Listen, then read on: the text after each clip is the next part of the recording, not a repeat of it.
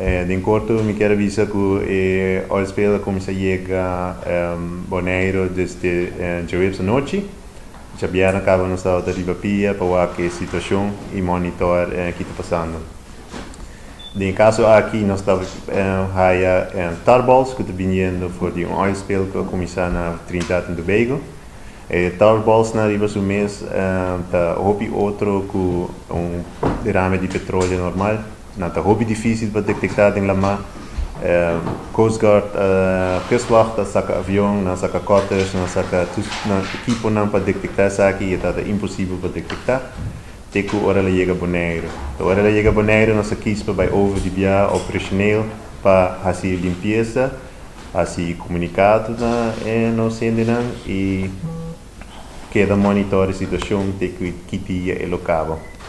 Já sabe de via nós começamos com limpeza no lugar que nós chama Zero Ground, onde o primeiro dia na detectar tarballs, essa é para nós há caminho onde nós podemos monitor o mais de dentro, essa é na Sorobong e na Lagoon.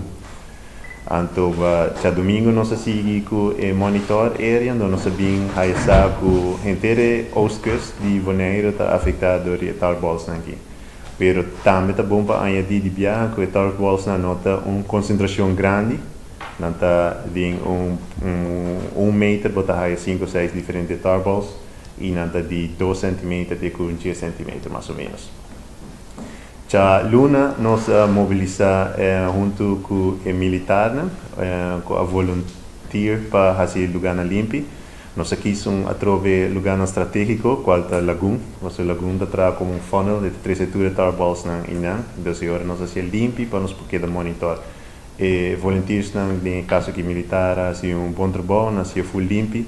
Se ele bom ajuda nós para botar baki de sushi para tirar sei. Se ele bom está separando tudo sushi na parte que tem oil contamination.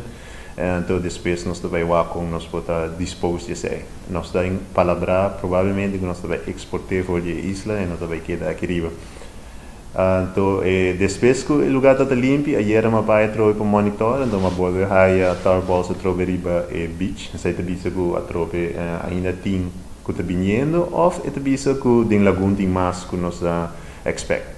Awe nós ainda na mesa de OLB de havenkantoor bij monitor e hasi limpi junto com voluntário.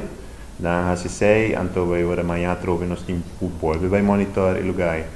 Sorobong também está afetar, o Willemstoren também está afetar, Boca Grande também está afetar. Pero tudo sei não está na encaro atualmente de Stinapa para Stinapa hasi limpi como Marine Park beheerders e não está sendo bom trabalho junto com o voluntário.